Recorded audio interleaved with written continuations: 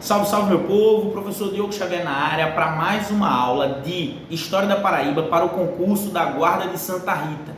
Então você que vai fazer esse concurso, está acompanhando nossos vídeos, já curte, comente e compartilha. Isso ajuda muito o nosso canal a crescer, beleza? Então conto com vocês aí para a gente estar divulgando esse material agora que a gente está chegando na reta final do nosso concurso. Beleza? E avisar para vocês também, nossa apostila de História da Paraíba está disponível. Então você que quer um material impresso, pode falar comigo através do WhatsApp que eu deixo aqui na descrição. Eu tenho certeza que vai ser muito bom para você e aí a gente vai conseguir ter um material. E é só você falar comigo que adquirir ela tá no precinho. E também dizer que dia 11 de julho tem um aulão História e Sociologia da Paraíba.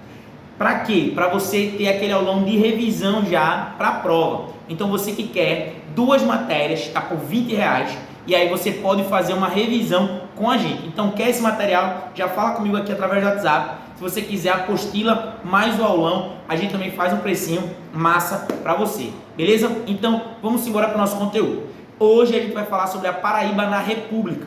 Na aula passada a gente falou até as revoltas do século XIX. Hoje nós vamos falar como é que foi a Paraíba a partir da da proclamação da República lá em 15 de novembro de 1889. Tomando logo aquela água. São João aqui, fumaça, a garganta fica daquele jeito.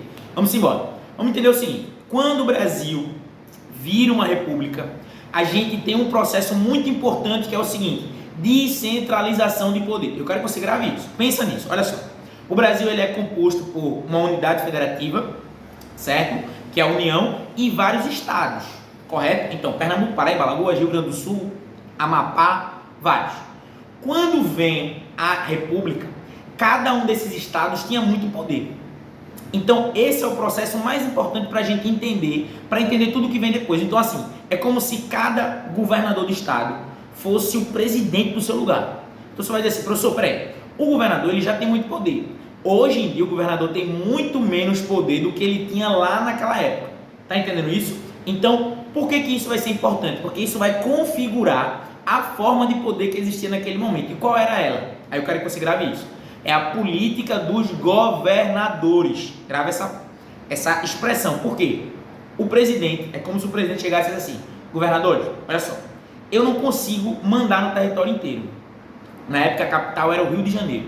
Eu não consigo fazer minha decisão chegar em Pernambuco, chegar no Maranhão, chegar no Acre. O Acre nem era do Brasil naquela época ainda, mas é uma expressão, né? Eu vou dar todo o poder para você. Então no seu estado você manda. Em contrapartida você vota nos meus candidatos para a eleição de presidente da República. Entendeu isso? Era isso que acontecia. Então o governador tinha muito poder. Em compensação, o que o governador fazia? Então o governador da Paraíba chegava e dizia, aí é que vai existir um fator que está no seu edital, que ele vai dizer, é o coronelismo, porque o governador também vai chegar e vai dizer assim, coronel, é o seguinte, eu também não consigo fazer, sou governador da Paraíba, eu não consigo fazer com que minha decisão chegue em Bananeiras, chegue em Campina Grande, chegue em Patos, né, os interiores da Paraíba, eu não consigo fazer, então eu vou dar poder para você controlar esse território. É esse o termo que nós chamamos de coronelismo. Por quê? Porque o coronel ele vai mandar em tudo. E o coronel ele vai ter poder de vida e de morte sobre aquela população, sobre aquele território. Às vezes é uma cidade, mas nem sempre uma cidade, é um conjunto de cidades, é uma região. Então esse processo de coronelismo é um processo onde o poder está descentralizado e você tem lideranças locais que mandam naquele território. E mandam pelo voto, então ele obriga, é o que nós vamos chamar de voto de cabresto, porque naquela época, se você soubesse ler, assinar o nome, você votava. Então como era o voto? Urna eletrônica, cabine, voto secreto, voto aberto. Então tinha lá o nome, Diogo Xavier. Tu vai votar em quem, Diogo? No coronel ou em outro cara? Se tu não for burro, quiser morrer, tu vai votar no coronel da tua região, ou no candidato dele. Tá entendendo o que eu estou dizendo? O voto é aberto, o voto é no papel.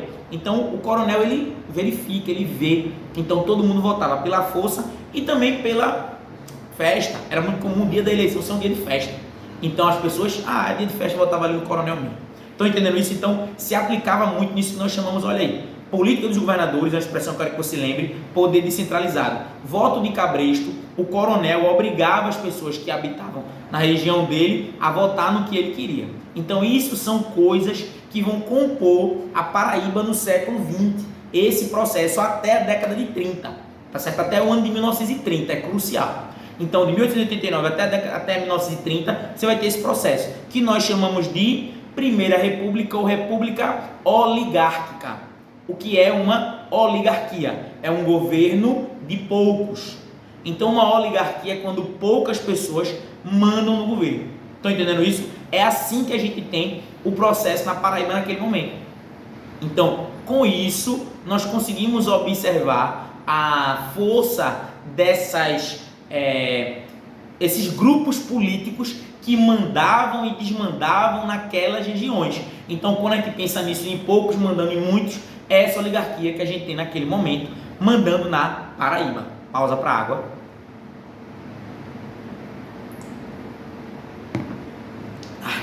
Então, isso é importante para a gente conseguir pensar. Em contrapartida, o que todos esses votos faziam? Mantinham os mesmos grupos políticos no poder.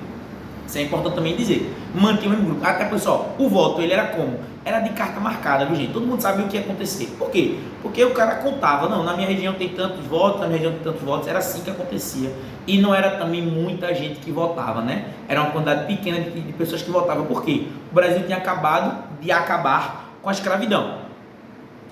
Os ex-escravizados sabiam ler e escrever? Não. Então não votavam. Não existia voto para os analfabetos. Assim, você restringia o direito ao voto. Até para a gente casar com as aulas de sociologia. O voto ao negro era proibido no Brasil? Não. Mas a maioria dos negros votava? Não. Por quê? Porque você restringia o voto às pessoas alfabetizadas. Beleza? A pausa para agora para dar o aviso. E para dizer que você tem duas formas de ajudar o nosso canal a crescer. Tá gostando dos nossos vídeos? Não passa por aqui sem curtir, comentar e compartilhar. Deixa um comentário aqui, isso é muito bom, o professor gosta.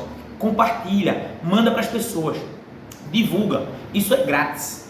E você pode também ajudar o nosso canal comprando os nossos materiais, o aulão ou a apostila, ou você pode também fazer uma contribuição através do Pix, que sempre fica aqui na descrição do nosso canal. Aqui embaixo tem o Pix e também o meu contato para você adquirir qualquer um dos nossos materiais.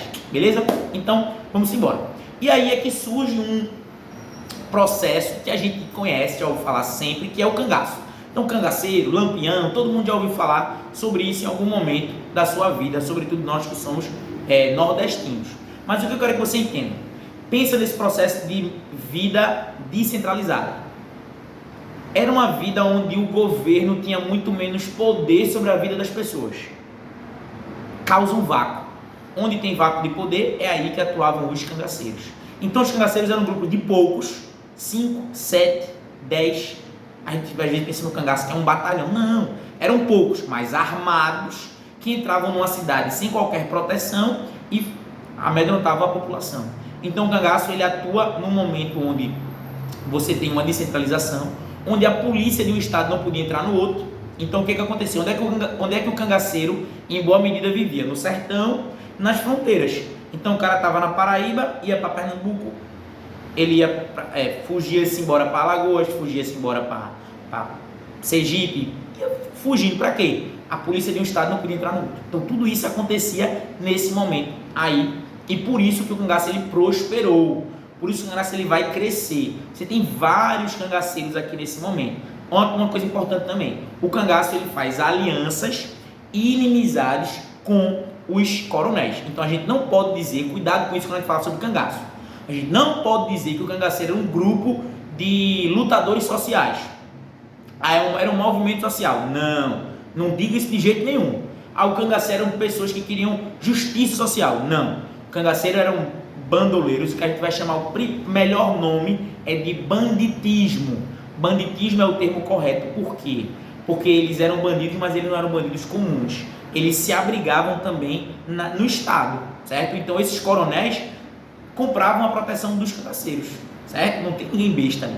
Os coronéis eles compravam a proteção dos cangaceiros E isso vai ser muito recorrente nessas disputas. Então o coronel dizia, eu quero que você vá lá e ataque o território daquele outro caba, que é meu inimigo, entendeu? Mas você é um bandido, mas é o meu bandido. Então eu abrigo você na minha fazenda, dou comida. Então isso acontecia também. E o cangaço, ele vai prosperar no sertão nordestino com muita força, certo? Basicamente todos os estados do Nordeste viveram cangaceiros, né? Períodos de cangaço, tem coisas, né? A gente pode pensar, por exemplo, isso está muito bem retratado naquele filme Auto da Compadecida, se você for analisar. O coronel, que é lá o Major Antônio Moraes, certo? Aquele é a figura do major, mas é um coronel. O cangaceiro, que aparece ali no final. A questão das vidas na cidade também, como ela acontece, né? Então tudo isso você consegue observar naquele filme ali. Está muito bem retratado, né? A obra de Ariano Suassuna, que foi para o cinema pelas mãos do Guel Arraes.